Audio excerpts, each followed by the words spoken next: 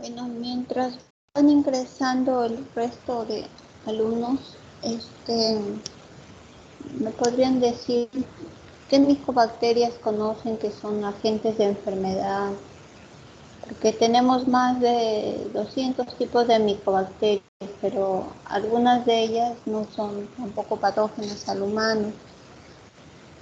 Pero hay 3 de ellas que sí son bastante bien conocidas, ¿no? Y mencionadas, parte de una de ellas, ¿no? En el Perú, endémica, hay otra que está enraizada en África, en Asia,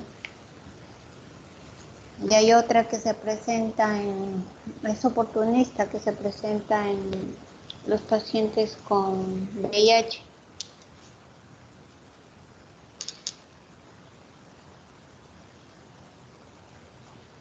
¿Pueden visualizar la diapositiva?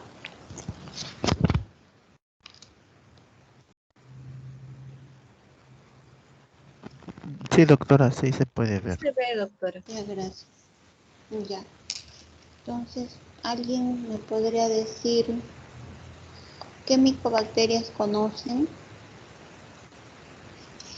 Bueno, aparte tenemos de la tuberculosis, ¿no? Tenemos el Mycobacterium leprae y el que es oportunista en el paciente con VIH, porque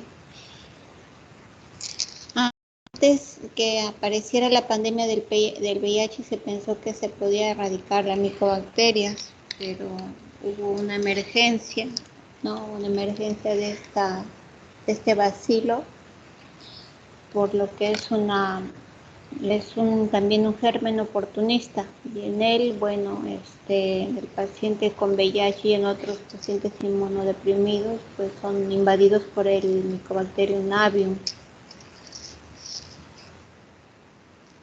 Entonces, en general, las micobacterias, pues no son bacilos, no en forma son bastoncitos largos de 3 a 5 micras. Algunos son curvos. Acá ustedes están viendo con la tinción de Ciel-Nielsen cómo se visualizan, ¿no? Tienen una resistencia mayor a la tinción de colorantes comunes, como las bacterias gram positivas, por eso es que tienen una tinción especial. Ya vamos a ver cuáles son los pasos para hacer esta tinción de Ciel-Nielsen. La coloración destaca, ¿no? Como un rosado fuerte, un fucsia sobre un fondo celeste. A ver, acá están las micobacterias más conocidas, como les decía, ¿no? La causante de la lepra, de la tuberculosis y el avium intracelular. Bueno, acá tenemos una lista de micobacterias que no está muy claro, muy bien disculpen en esta diapositiva, pero acá le he puesto otra que sí está más, mejor visualizable. Por ejemplo, tenemos la especie de Mycobacterium marinum, ¿no? Que su hábitat va a ser el agua dulce, salada. ¿Y qué es lo que va a ocasionar? Pues va a ocasionar lesiones en la piel, más que todo en las manos y en los pies. Y va a ser el origen, va a ser una lesión, ¿no? Que puede ser con este tipo de digamos, agentes de peces que están contaminados, ¿no? Y en cuyas aguas pues el individuo tuvo contacto. O la Mycobacterium chelonae, igualmente, ¿no? Va a producir alteraciones como celulitis, nódulos, abscesos, y el traumatismo es un agente, ¿no? Predisponente. También puede ser por procedimientos cosméticos, ¿no? Como también tatuajes o inyecciones, un líquido contaminado. Otras micobacterias son la Fortuitum, el Accesus, el Mycobacterium ulcera. La mayoría de estas van a producir alteraciones en la piel. Tenemos el avium complex, porque tenemos varios tipos de Mycobacterium avium. También produce úlceras o abscesos o placas, ¿no? Lesiones esporocoides. Bacterium cansai, que va a producir también igualmente lesiones en la piel tipo úlcera o nódulos. El Mycobacterium haemophilus, que bueno, su hábitat natural se piensa que podría ser el agua y algunos anfibios. Siempre el factor común a todos ellos va a ser la inmunodepresión, pero también hay otros factores que se añaden. Manifestaciones son las mismas, está un poco también más, ¿no?, más resumido. Por ejemplo, un cuadro similar a la tuberculosis no solo lo produce el Mycobacterium tuberculosis, sino también el Kansai, el Xenopi, Sulgai, el Avium complex, porque va a afectar el aparato respiratorio. El agente como el Mycobacterium scrofulosum y el Avium complex también pueden producir una alteración de los ganglios, unas adenitis supurativas. En el cutáneo hemos visto, ¿no?, la lista anterior, que son varias de micobacterias. También afecta el sistema osteoarticular, el Mycobacterium avium tipo complex y el Scrofulosum, en particular los huesos largos planos. El que podrían producir sepsis, bueno, son los Mycobacterium cansai y el Avium complex. Entonces,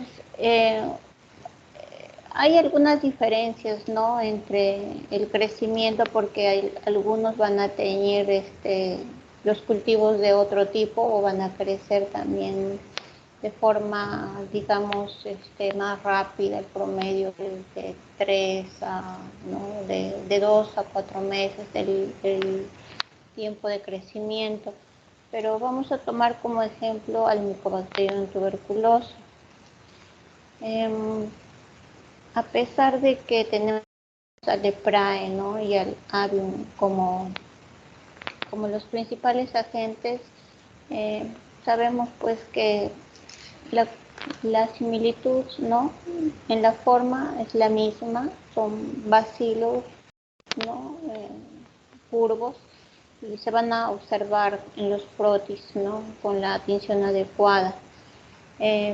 También se van a poder cultivar, excepto el leprae, que es bien difícil cultivarlo. Las muestras que vamos a obtener se clasifican tanto en contaminadas como en no contaminadas, y la que más se usa pues es la del esputo, ¿no?, de 3 días seguidos. Van a poseer estas micobacterias un citoplasma, tienen una membrana celular y un espacio periplásmico que lo va a separar de la pared celular, que es una pared gruesa y compleja. Entonces, acá también tenemos la tinción de Ziel-Nielsen. La tinción de Ziel-Nielsen es la que les enseñé en la diapositiva, en la anterior, en esta de acá, ¿no?, una coloración fucsia. Pero hay otro tipo de tinción también que ya se realiza con unos microscopios fluorescentes. Ya la ventaja de este tipo de microscopía ya sería pues que es más rápida realizarla, pero no se cuenta pues en todos los laboratorios. Además que se necesita una gran cantidad de muestras porque ahorra tiempo. Eso sí, la tinción de Ziel-Nielsen, digamos, es un poco más laboriosa. En cuanto a antes nosotros de hacer el examen directo, no para la visualización, tenemos que tener ciertas medidas, ¿no? Este Mycobacterium no es una simple bacteria gram positiva, entonces hay ciertos laboratorios con niveles de bioseguridad, y en este caso es pues un nivel de bioseguridad que requiere un manejo especial para este tipo de manejo de muestras ¿no? Que mayormente son esputo. La vía de transmisión, como saben, la principal es la inhalatoria. Entonces, también se puede diseminar al personal que está ¿no? digamos, procesando cuando abre el frasco, por ejemplo, o cuando hace el flameo del asa. Entonces se pueden desprender partículas. Y por lo que el manejo de estas muestras se tiene que realizar en ambientes que estén ventilados y con restringidos, ¿no? O sea, en la pared es solo personal autorizado, ¿no? Un cartel bien claro. Y bueno, hay todas las normas que se deben realizar en un laboratorio, ¿no? Que no, porque no se puede comer, no se puede aplicar maquillaje y bueno, estar con todo el EPP, ¿no? Incluso antes de la pandemia, manejar este tipo de micobacterios es obligatorio pues usar los implementos que actualmente se usan para el corona, tanto la mascarilla como el mandil y guantes. Ya bueno, entonces como les decía,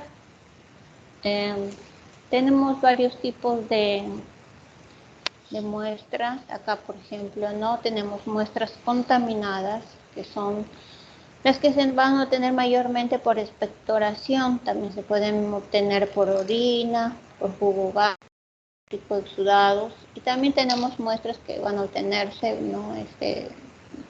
¿no? Por punción, ya sea que invada pues, las meninges, o haya derrame pleural o del líquido auricular, ¿no? O también incluso de una biopsia.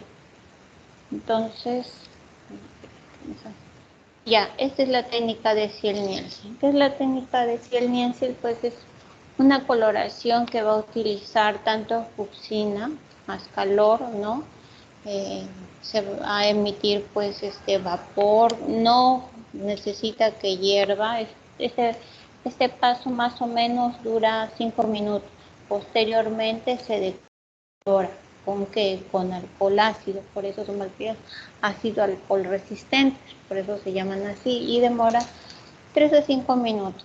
Y luego se hace la coloración de contraste, que es el fondo que ustedes ven, que es el azul de metileno, aproximadamente demora 1 minuto. Entonces, he allí el nombre, ¿no? De que estas micobacterias van a incorporar al colorante, tanto a la fucsina, pero luego van a tener, ¿no? Van a ser sometidas a un proceso, ¿no? de coloración con el alcohol ácido, y esto es lo que les da el nombre.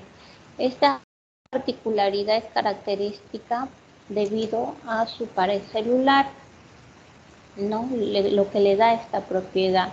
Entonces, la pared celular forma complejos ácido estables cuando se van a exponer a estos colorantes aniónicos con el lípido de la pared, especialmente el ácido micólico.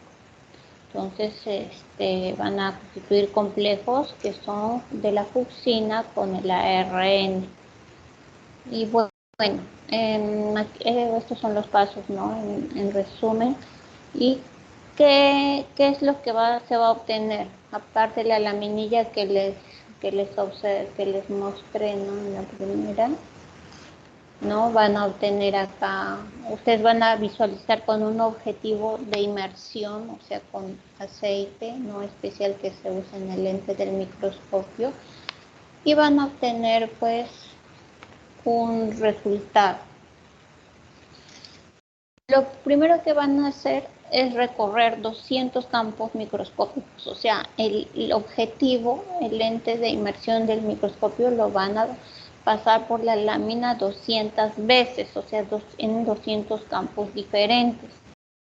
Se va a informar según este criterio.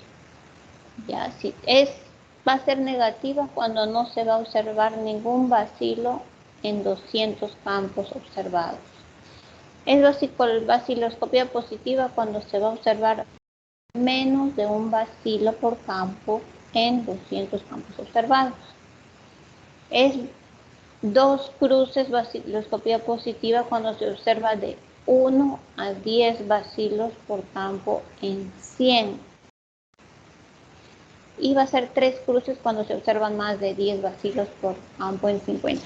O sea, quiere decir que en la primera laminilla que vimos va a ser un resultado pues de 3 cruces, ¿no? Este es un campo. Acá tenemos, miren, un sinfín de bacilos. Cada una de estas comas son bacilos. Esta es una vaciloscopía positiva con la admisión de 100.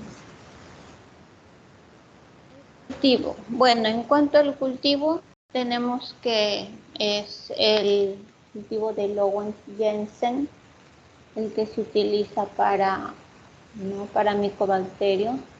El cultivo va a ser un complemento de la microscopía, o sea, lógicamente si tenemos en el examen directo el resultado positivo, bueno, vamos a dar el diagnóstico positivo, pero si es que nos saliera negativo, ¿no? Y nosotros sospechamos que hay un contacto o tiene pues los síntomas, es una zona endémica, es un paciente VIH o un sinfín de cosas, el cultivo va a ser un complemento.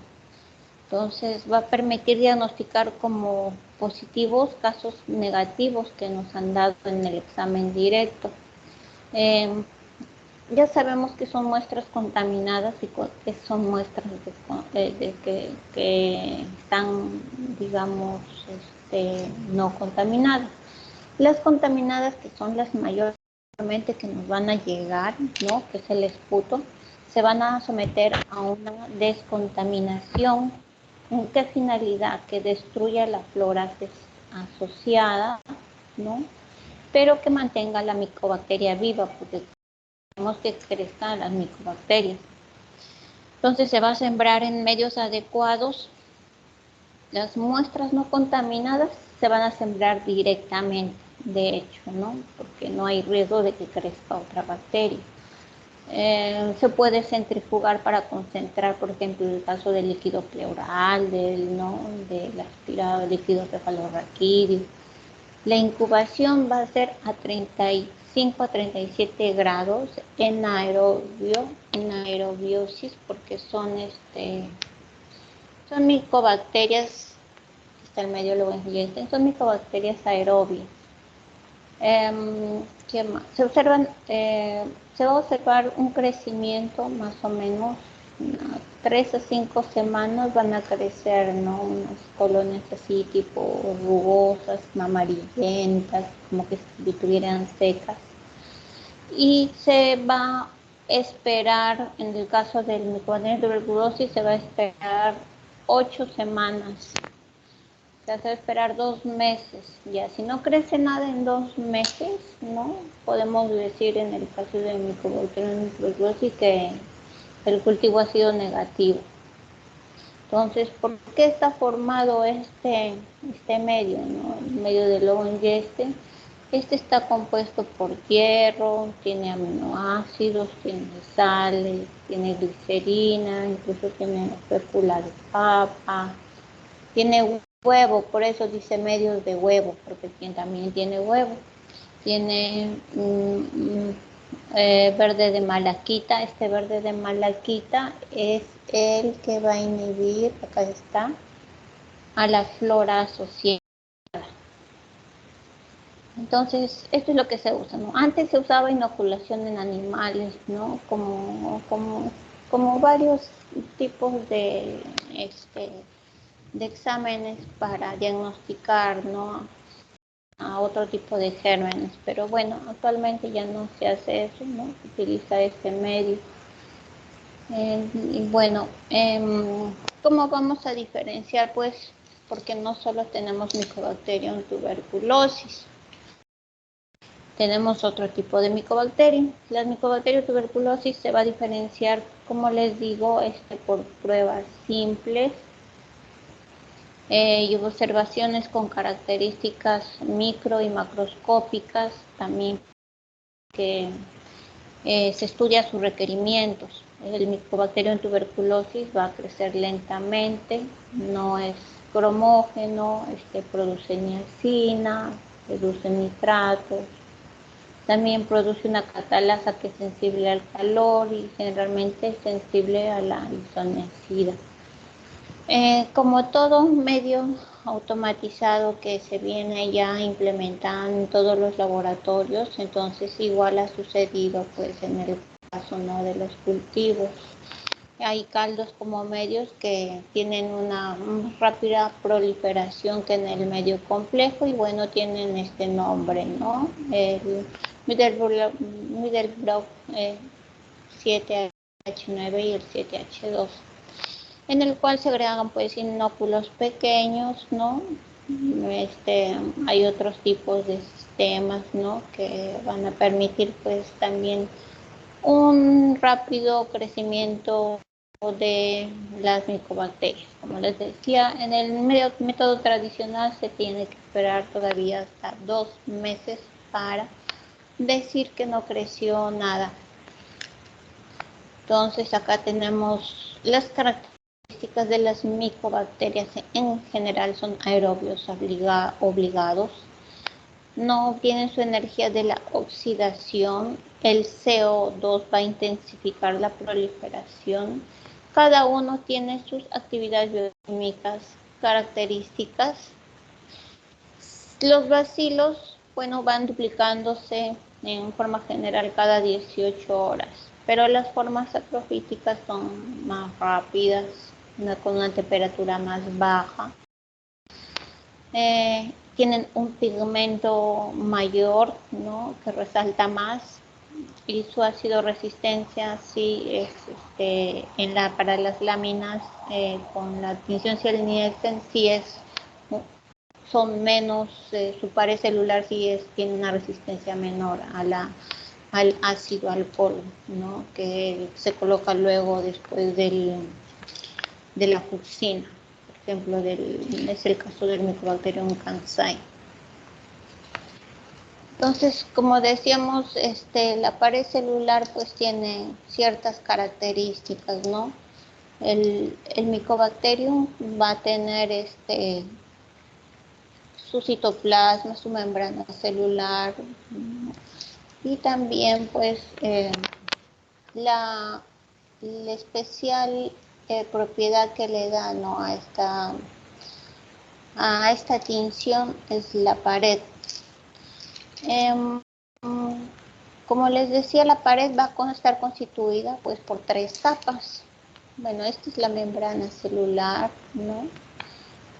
Tenemos la pared. La pared tiene una capa interna. La capa interna que es compuesta por peptidoglucanos, ¿no?, cuya estructura sí es similar a otras bacterias. Tiene una capa media que es más ancha que la anterior y está compuesta por polisacáridos. ¿Y cuál es el principal? El arabinogalactano, cuyos extremos están, digamos, esterificados con ácidos grasos, que son los ácidos micólicos.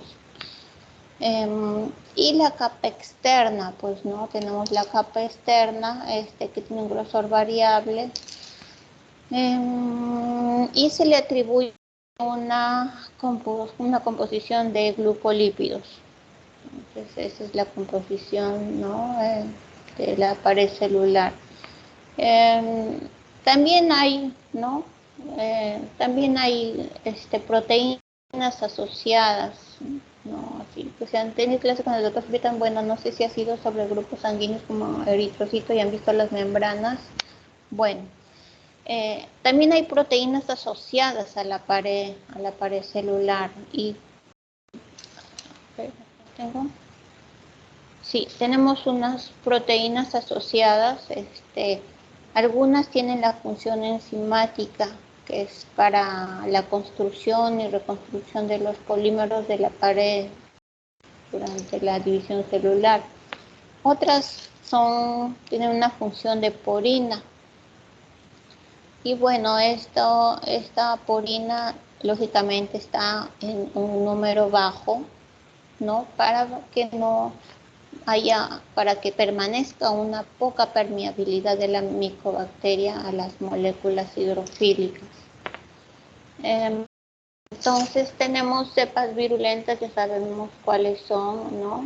Las proteínas. Bueno, la reacción de la tuberculina es la reacción de Mantoux, que también la vamos a explicar. Y se produce, pues, no, una sensibilidad en forma de bubón. Y el polisacárido, ¿qué es lo que produce? Pues en la bacteria una hipersensibilidad inmediata, porque en realidad la enfermedad que se manifiesta, ¿no? Después, en un periodo aproximado de 2 años, en un paciente infectado que puede estar en forma latente, es ya una hipersensibilidad tipo 4, es en el caso de la enfermedad. Bueno, en cuanto a la patogenia, ustedes saben pues que mayormente la presentación puede ser ya sea en cualquier órgano, pero mayormente va a ser en el aparato respiratorio. Los núcleos de gotas que están dispersos en el aire, bueno, contienen los bacilos y van a provenir pues de un sujeto enfermo con tuberculosis, ¿no? Estas gotas son suficientes para quedar atrapadas en el aparato mucociliar, ¿no? Descender por los bronquios y así alcanzar el sistema, el espacio terminal aéreo donde comienza la multiplicación. Entonces, el foco inicial casi siempre va a ser de localización subpleural, generalmente en la zona media de los pulmones. ¿Por qué en la zona media? Porque es allí donde hay el mayor flujo de aire. Son bacterias aerobias. Entonces, esto va a favorecer que allí se instalen los bacilos. Como les digo, rara vez pues afecta ¿qué órganos más podrían afectar? Hemos visto, ¿no?, que las micobacterias afectan también la piel, bueno, también puede afectar intestino, orofaringe, genitales, pero la mayoría de los casos el foco inicial va a ser el pulmonar y mayormente el único. Aunque en un 4% de los casos podría producirse un foco diferente al pulmonar. Bueno, en el pulmón lo que va a pasar es que la bacteria va a ser ingerida por un macrófago. Y bueno, la multiplicación, bueno, bacteriana no va a poder ser impedida, ¿no?, por este macrófago, porque también tiene unos métodos de evasión. Entonces, puede ser llevada incluso, ¿no?, a otros órganos linfoides y también al torrente sanguíneo. A ver, acá. Entonces, como les decía, el macrófago podría pues fagocitar uno de los bacilos, lo llevaría a un ganglio linfático. En el huésped que no tuviera un sistema, digamos, un sistema inmune adecuado, por ejemplo, ¿no?, de algún extremo de edad, o tal vez un paciente con otro tipo de morbilidad, podría pues llevarse por el torrente sanguíneo, ¿no?, y desarrollarse ya sea, ¿no?, en cualquier tipo de órgano. Antes que eso se van a desarrollar en los ganglios linfáticos regionales, por eso es que en las radiografías de tórax encontrar o las biopsias también pueden tomarse tanto de ganglios linfáticos que están en el ilio o a veces también ganglios que son supraclaviculares que podrían palparse o también no podrían ir a los ganglios retroperitoneales. Entonces, serían los sitios, digamos, más comunes, ¿no? En un inicio, ¿no? En el paciente deprimido, pues sí, podría posteriormente viajar, ¿no? Hasta riñones, como les decía, hasta los huesos, epífisis de los huesos largos, hasta el espacio subaracnoideo sería, ¿no? Bueno, pero ¿dónde va a ser la zona más importante donde va a afectar? Ya sabemos que es el foco pulmonar. Entonces, las zonas más importantes donde se afecta son las ápices de los pulmones. Es allí donde se instala mayormente el bacilo de Koch.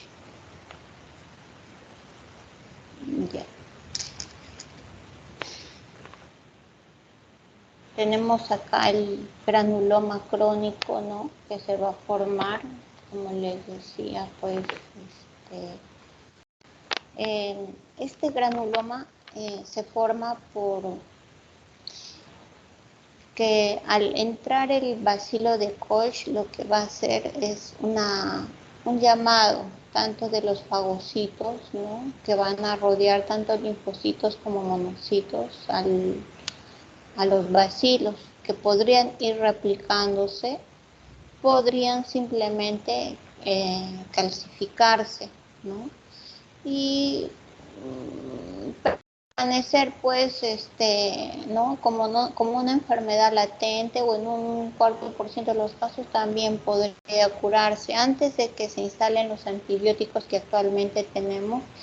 Los pacientes fallecían, solo un 4% de ellos, un 25% se curaban espontáneamente.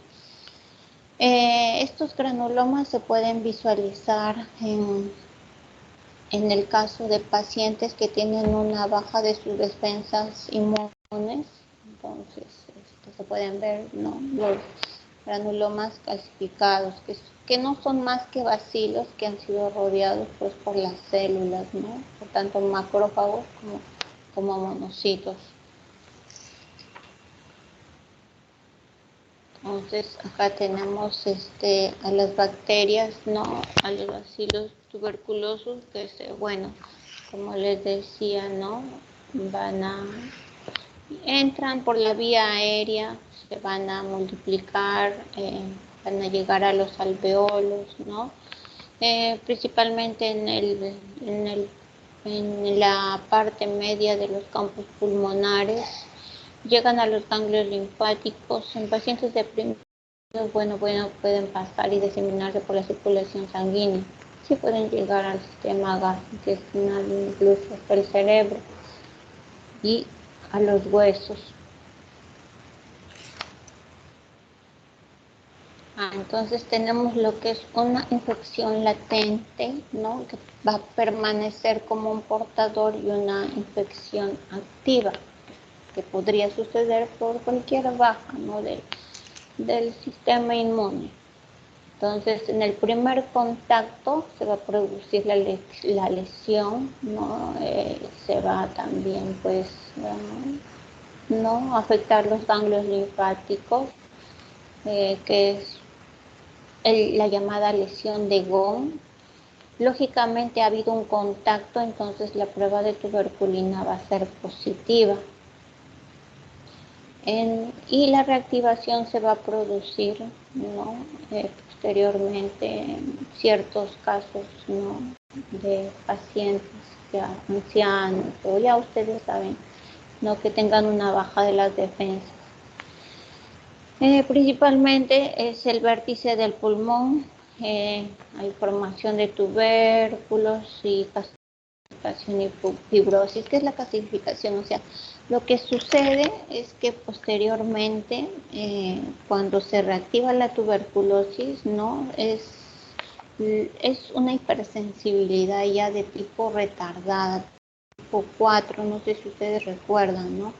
En este tipo de sensibilidad, entonces, es cuando los linfocitos ya tienen la memoria ¿no? de la exposición antigua de un agente, entonces van a ser atraídos nuevamente al foco, ¿no? de lesión primaria, pero van a producir pues una liquefacción del tejido, o sea, van a producir un daño también, o sea, no solo de la lesión, sino del foco, ya sea el pulmonar, ya sea el óseo, va a haber una destrucción. Ese es el tipo de reacción de hipersensibilidad tipo 4 en el caso de la reactivación de la tuberculosis. Acá tenemos, ¿no? Sí, explicamos la vez pasada, no sé si alguien recuerda, ¿no? De la prueba de tuberculina, ¿no? Que es el PPD, el derivado proteínico purificado, ¿no? Que, bueno, llamado también reacción de Mantoux o reacción de tuberculina. Y se va a producir, pues, porque ha habido una exposición y producción de anticuerpos. Entonces, si ha habido una producción de anticuerpos, va a haber una formación, ¿no? Una formación de un bubón, ¿no?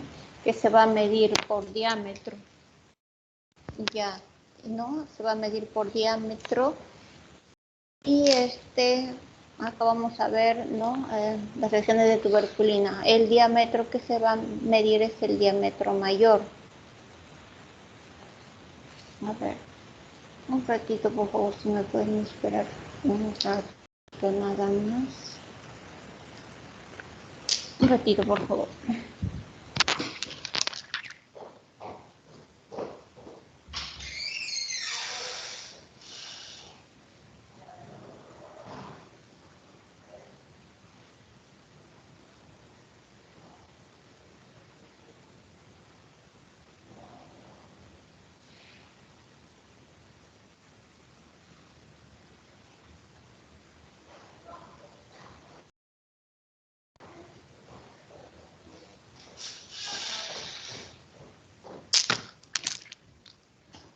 Ya, disculpen. Ya, entonces la reacción de tuberculina, por ejemplo, acá tenemos los diámetros mayor y menor, ¿no? Vamos a decir que un individuo ha estado expuesto. Bueno, miren, hay varias clasificaciones. Por ejemplo, en un paciente con VIH, si tiene el diámetro mayor de 5 milímetros, vamos a decir que sí, la reacción es positiva. ¿No? Pero en un paciente, ¿no? Que, digamos, tiene su sistema inmune normal, ¿no? Vamos a decir que la reacción va a ser positiva y se va a dar, lógicamente siempre se va a dar con la medición en milímetros. Entonces, una persona que sí, posiblemente tiene, ¿no?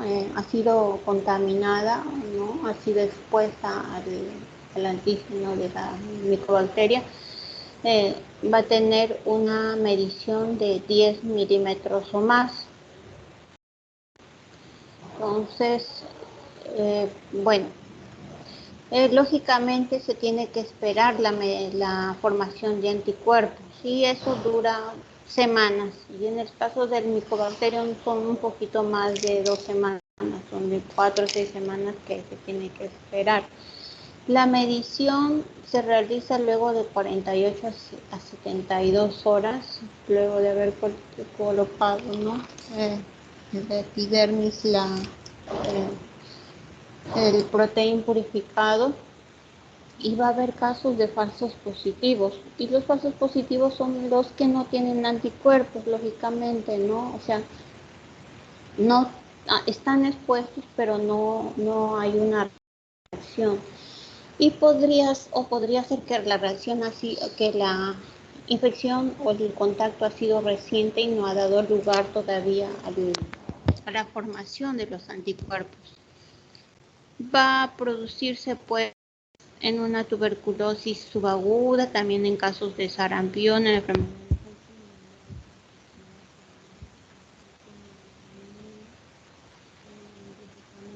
criterio para el SIDA, ¿no?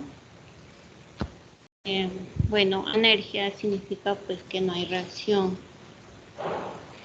Y el otro que les expliqué la vez pasada, ¿se acuerdan? Hay un examen que se llama IGRA, este es el análisis de liberación de interferón para detectar la tuberculosis. Habían dos métodos diferentes. ¿Qué diferenciaba uno del otro? Bueno, uno era más laborioso, pero era más sensible, y el otro sí era más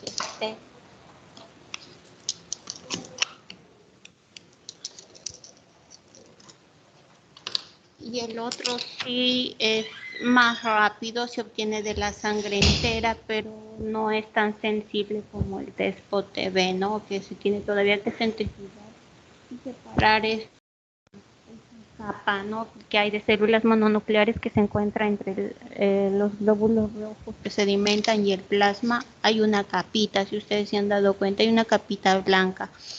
Ahí están las células mononucleares. Entonces, ¿en qué se basaba esta prueba? Pues que los linfocitos T, ¿no? Al nuevamente tener contacto pues, con el antígeno, ¿no? De la tuberculosis, van a secretar, ¿no? Interferón gamma. Y este interferón gamma es el que se va a analizar y se va, pues, a cuantificar, ¿no? Con anticuerpos podría ser, ¿no? Y pues va a dar un resultado positivo, y esta prueba se va a utilizar en el caso de los negativos. ¿Qué sucedía con la prueba de Mantoux? No de bueno, estos son los síntomas de manifestaciones clínicas generales son Doctora, no se escucha bien su audio. fatiga, debilidad, pérdida de peso, bueno, los sudores nocturnos. Lógicamente, si está afectado en los pulmones, la tos, ¿no? La tos, ya que en caso avanzado que tenga cavernas, va a haber pues hemoptisis, pero son ya lesiones avanzadas, ¿no? Y en caso que afecte otros sistemas, pues se van a presentar de acuerdo al órgano afectado, ya sea una meningitis, una afección de vías urinarias, ¿no? Y tenemos también la tuberculosis miliar, que es la diseminación en sangre, ¿no? Que ya es una lesión con, digamos, en muchos órganos, ¿no? Entre ellos piel, huesos, sistema renal, sistema digestivo, etcétera. Entonces, no teníamos que la tuberculina positiva, bueno, no significa que una enfermedad activa, puede ser una enfermedad latente. Lo que nos indica es que la persona ha estado expuesta al antígeno, porque tenemos portadores, tenemos infecciones latentes. Aquí están las muestras, ¿no? Tanto contaminadas algunas y las que no son contaminadas, ¿no? Que en el caso del cultivo no van a necesitar agentes para inhibir el crecimiento bacteriano. Pero sí, y simplemente van a sembrarse, ¿no? Directamente en el medio del Lowen Yesten, que es ¿no? A base de huevo, ¿no? Que se utiliza para el micobacterio. En el caso de, ¿no? De que decía, deseáramos pues una muestra licuada, ¿no? O sea, más fluida, podemos utilizar la N-acetil L-cisteína. Y bueno, se pueden descontaminar las muestras utilizando ya sea por ejemplo de esputo o, o podríamos utilizar el hidróxido de sodio, ¿no? Acá está. Y otra prueba pues que se puede utilizar es la prueba de PCR, ¿no? Para la detección también de tuberculosis. También son clásicas las pruebas que yo les estoy mencionando, pero también hay otras pruebas. Por ejemplo, en el caso del PCR, ¿qué es la ventaja del PCR? Miren, a diferencia que el PCR no va a necesitar un cultivo, ni van a tener que separar la muestra, sino simplemente el PCR van a hacerlo directamente de la muestra. Por ejemplo, si les traen muestra de esputo o muestra de, ya sea de líquido pleural, ustedes directamente lo pueden realizar de esa muestra, ¿no? Colocarlo en el equipo, ¿no? Para realizar el PCR. En esta técnica, lo que hace, pues, ya saben, el PCR reacción cadena en polimerasa es una ampliación de la secuencia del genoma del Mycobacterium, ¿no? Para que luego lo puedan reconocer. Otra ventaja es que está listo en 48 horas. Para que una muestra pueda ser positiva por PCR solo necesita 10 bacilos, o sea, supongamos que les traen un frasco con esputo y en el esputo que tiene cierta cantidad de mililitros, ya sea 5 mililitros, suponiendo que hay 10 bacilos, el PCR les va a dar positivo. En cambio, ¿saben cuántos bacilos necesitan para que ustedes puedan ver una baciloscopía positiva? O sea, si les traen una muestra de esputo, ya, y yo esa muestra de esputo le hago PCR y también le hago su frotis, te hago frotis no, con la tinción Nielsen. Para que yo lo pueda ver en el examen directo, necesitaría 10,000 bacilos para poder identificar uno solo, o sea, visualizar 200 campos y poder, digamos, dar mi resultado, ¿no? Al menos con una cruz. En cambio, en el PCR solo necesito 10 bacilos para que me pueda dar el PCR positivo. Entonces, tiene esas ventajas, la rapidez, que necesito poco bacilo, ¿qué más? Pues que puede ser útil para la detección rápida, ¿no? De resistencia. Si ya conocen cuáles son los genes responsables de esta resistencia, también lo puedo usar, ¿no? En ese caso, porque lo que voy a hacer, pues, es ampliar el genoma del Mycobacterium.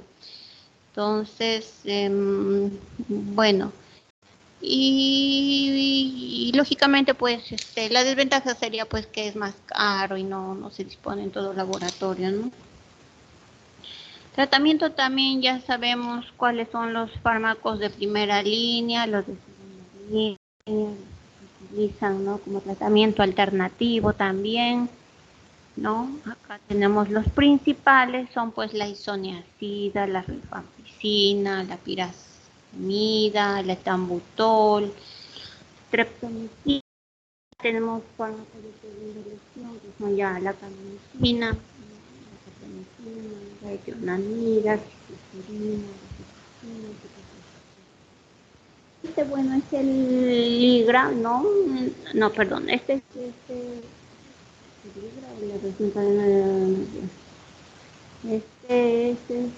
sí, la cuantificación de Ligra que les expliqué la vez pasada. No sé si avanza. Pues aún así no llega a reemplazar.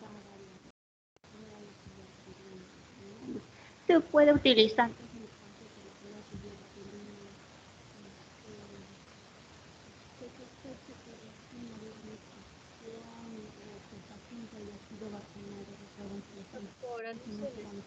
Doctora, no se escucha. los antígenos eran cruzados tanto del Mycobacterium tuberculosis como del Mycobacterium bovis, ¿no? ¿Recuerdan cuál es la vacuna que se utiliza para el BCG?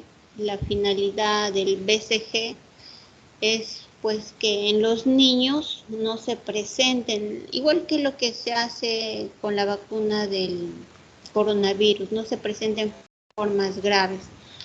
Entonces, lo que se realiza, pues, en el caso de la prueba de tuberculina, son antígenos similares al Mycobacterium bovis.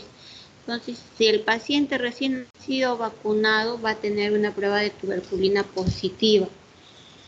Entonces el IGRA pues no va a reemplazar esta prueba de detección, pero sí nos va a servir pues, ¿no? En ciertos casos, ¿no? Como lo estoy mencionando, o pacientes pues anérgicos que no van a tener ninguna reacción debido a que están inmunodeprimidos o que pues tienen, ¿no? La enfermedad, pues el SIDA, ¿no? Entonces, cada una de estas pruebas, tanto el PT como el IGRA, va a tener sus indicaciones. Acá está el fundamento de la prueba del IGRA, ¿no? Es tanto el linfocito TCD4 va a liberar, ¿no? El interferón gamma, ¿con qué finalidad? De controlar esta infección, ¿no? De controlar la tuberculosis. Entonces, este interferón gamma, ¿no? puede aislarse tanto con estas técnicas, ¿no? del IGRA. Y bueno, los individuos con la deficiencia en los receptores o en los genes que codifican la síntesis de esta molécula son más susceptibles a padecer las infecciones micobacterianas, ¿no? Con mayor frecuencia y de mayor gravedad. En realidad, como les decía, la infección por micobacteria llegó pues a reemerger a causa del VIH, pero sí es un problema todavía de salud pública, de salud mundial, ¿no? Y que todavía se siguen investigando, pues, ¿no? La resistencia que se da es debido al tratamiento largo, ¿no? Debido a ciertas cepas que también tienen mecanismos de evasión del sistema inmune. Entonces, esto es en cuanto al diagnóstico de las micobacterias. Otro examen que podría hacerse, ¿no? Podrían ser, por ejemplo, el cultivo en el sistema BACTEC, o sea, ese no es el cultivo de muestra, sino el cultivo ya de sangre, podría hacerse, es digamos, otra forma de poder aislar al Mycobacterium en el caso de pacientes que ya tienen una tuberculosis miliar, ¿no? En casos diseminados. Entonces hay un sistema también automatizado, BACTEC, que se utiliza para cultivar cualquier tipo de agente, no solo el Mycobacterium. Son comerciales y, bueno, disponibles, ¿no? Para el procesamiento de cualquier tipo de hemocultivo. De todas maneras, se mantienen los métodos convencionales aún y, bueno, se está investigando más en los métodos genéticos, ¿no? Como les digo, PCR tiene ventajas, el IGRA también tiene ciertas indicaciones. ¿Alguna pregunta?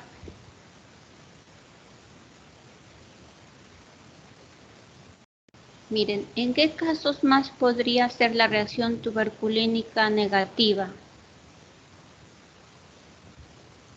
A ver, ustedes ya saben, ¿no? La reacción tuberculínica negativa es producida por el anticuerpo que ha sido estimulado por el antígeno.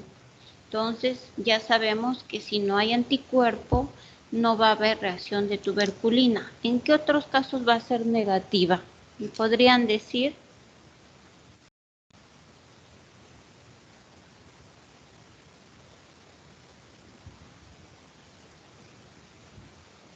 ¿Mm?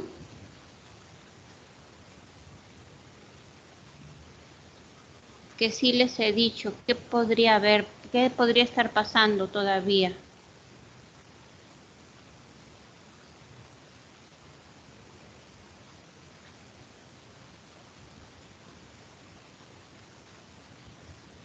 Una infección, doctora.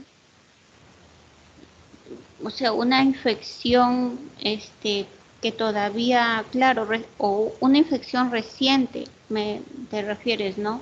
Que podría estar en un periodo todavía que va desde la infección hasta la aparición de la hipersensibilidad, ¿no? Entonces, si ustedes tienen una alta sospecha, es un contacto, no tiene los síntomas, entonces se les repite a los 2 meses. Como han visto, los anticuerpos no se producen tan rápidamente como en otros agentes, ¿no? A la semana, 2 semanas. Se repite la prueba de tuberculina a los 2 meses y se podría ver ahí el viraje de la reacción, ¿no? En ese caso podría ser pues ya una reacción positiva. Ya, y en caso, por ejemplo, de un falso negativo, ¿no? O sea, tenemos pues toda la clínica, tenemos el contacto, ¿no? Y nos da negativo y nos sigue dando negativo. Le hacemos la prueba a los 2 meses y nos da negativo. Entonces, podría ser pues, les puse en la lista qué, qué es lo que podría ser falso negativo.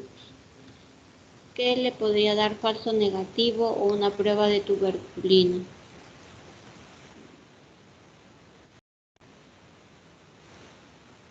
Aquí está. ¿Por qué podría ser, no? Negativo. Bueno, miren, aparte de esto de acá, podrían ser falsos negativos fisiológicos por el embarazo. Podría ser, ¿qué podría causar también una inmunodepresión? Podría ser la desnutrición, ¿sí o no? Si en la desnutrición no hay aporte de proteínas, tampoco va a haber y justo la tuberculosis puede ser en países pobres, ¿no? La lepra también. Entonces, si hay desnutrición, también va a dar un PT negativo. Acá sí está de ejemplo el linfoma, ¿no? También otras neoplasias. ¿Qué medicamento también podría darles, por ejemplo, un falso negativo? Medicamentos como los corticoides también podría darles un falso negativo, ¿ya?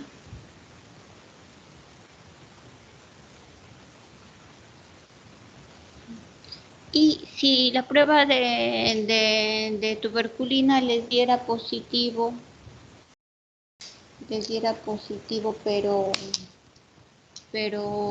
pero no está infectado, ya, ¿qué es lo que sucedió? Les da este resultado, pero el paciente no está infectado. ¿Qué es lo que pasó previamente? Vacuna. Muy bien, la vacuna, él recibió la vacuna, exacto, y por eso entonces se le va a hacer el IGRA, ¿no? Es una razón por la que se les hace el IGRA a los pacientes que recientemente han sido vacunados, pero que se sospecha pues que no están enfermos con tuberculosis, sino que el Mycobacterium bovis tiene el antígeno semejante, ¿no? Al de la tuberculosis y ha sido entonces, también produjo sus anticuerpos y dio la reacción positiva. Muy bien. Entonces el paciente vacunado también les va a dar una reacción de tuberculina. Ya. Muy bien. A ver. En cuanto a la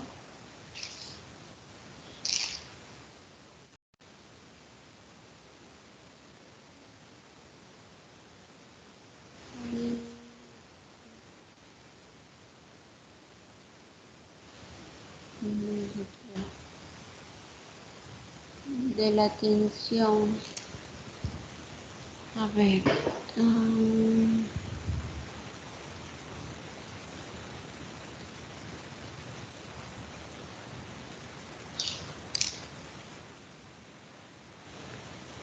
Ya, miren, a ver, acá vimos una tinción, ¿no? Bonita también, que era con fluorescencia. Entonces, tenemos ya claro por qué la Ciel Nielsen no se llama también ácido alcohol resistente. Y tenemos esta técnica de acá que ustedes ven también tan bonito, se llama técnica de fluorescencia auramina rodamina, se llama. Auramina rodamina. Entonces, en este caso se va a colorear, ¿no? La muestra con un fluorocromo, pero no se va a decolorar con el ácido alcohol. En esta técnica no necesita que le agreguen calor y entonces ahorra ciertos pasos de la Ciel Nielsen. Simplemente, ¿no? Se colorea con un fluorocromo. O sea, no se va a hacer todo esto que hacíamos acá.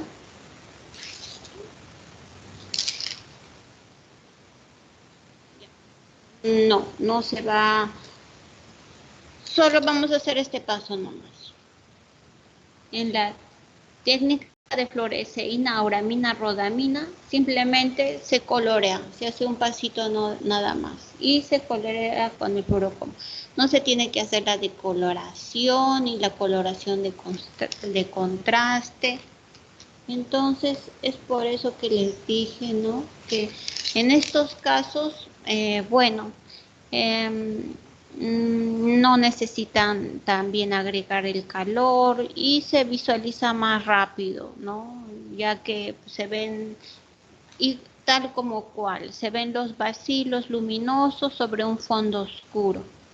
Pero se necesita pues un microscopio de fluorescencia, ¿no? Que es mucho más caro, que tampoco está en todos los laboratorios. El objetivo se hace en seco, a diferencia del Ciel Nielsen, que es de inmersión. O sea, de inmersión significa que el objetivo se coloca un aceite especial, una gotita, sobre la laminilla, ¿no? Y de esa forma se visualiza. Bueno, en este caso es el microscopio de fluorescencia, es más cara la técnica con respecto al Ciel Nielsen. ¿Y cuándo se va a necesitar? Cuando el laboratorio tenga un gran número de muestras por día, pues si no se abastezca con todos los pasos que requiere la atención de Ciel Nielsen, ¿no? Entonces, bueno, teniendo pues la baciloscopía positiva, teniendo la clínica, ¿no? En nuestro país al menos se va a tratar al paciente con, ¿no? El tratamiento, ya el esquema de tuberculosis. Como les decía, la microscopía no va a sustituir al cultivo. Y bueno, deben recordar que la técnica de Gram, bueno, no es útil para la micobacteria, ¿no? Tiene las paredes de la micobacteria ciertas características y el cultivo es el complemento de la microscopía, ¿no?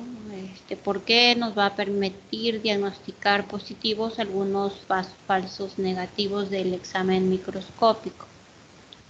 Entonces ya sabemos que tenemos muestras contaminadas, ¿no? Que tenemos que descontaminar, ¿no? Para hacer la siembra. La incubación generalmente es de 35 a 37 grados, ¿no? Y duran de 3 a 5 semanas, pero se esperan 2 meses hasta decir que no creció nada en caso del micobacterión de tuberculosis. También hay otros estudios de sensibilidad que se hacen, ¿no? Por la resistencia y la extremada resistencia que se encuentra. No se va a utilizar el medio de Müller-Hinton ni el de difusión de agar, pero se van a emplear también el de Lowenz-Jainstein y otras técnicas para antibiograma. También se hace estudios de sensibilidad para el caso de las micobacterias. Bueno, ¿alguna pregunta?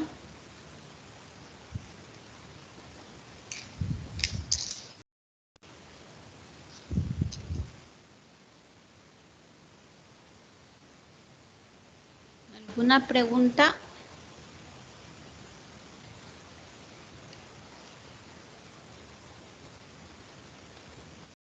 También pueden utilizar otros medios indirectos.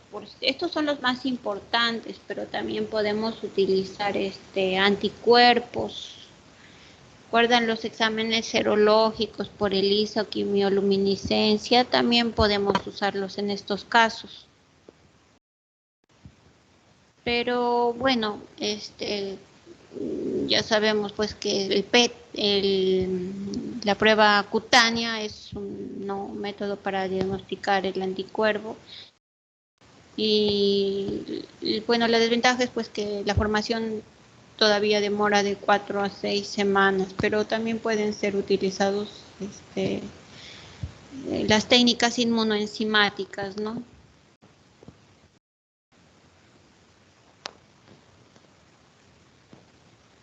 ¿Alguna pregunta?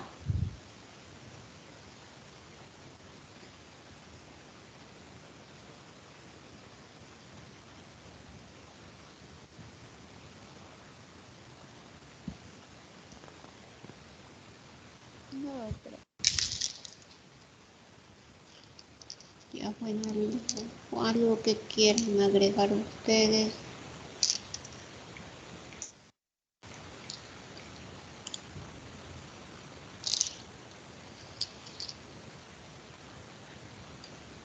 Bueno, gracias entonces. Nos vemos el viernes a las 2. Sí, doctora, creo que no hay consultas. Ya, el viernes me toca con qué grupo, por favor. El grupo, ya hice el segundo seminario, me toca el tercero, ¿no?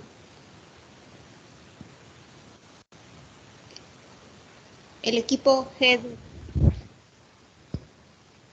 de 3. Doctora, el día tenemos otro.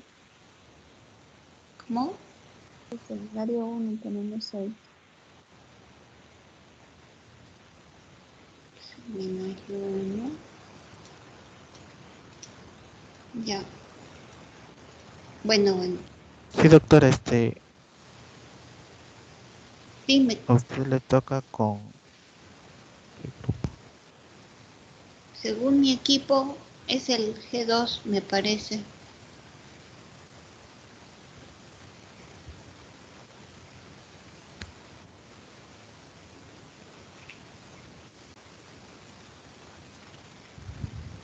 El grupo C, creo, doctora, le toca.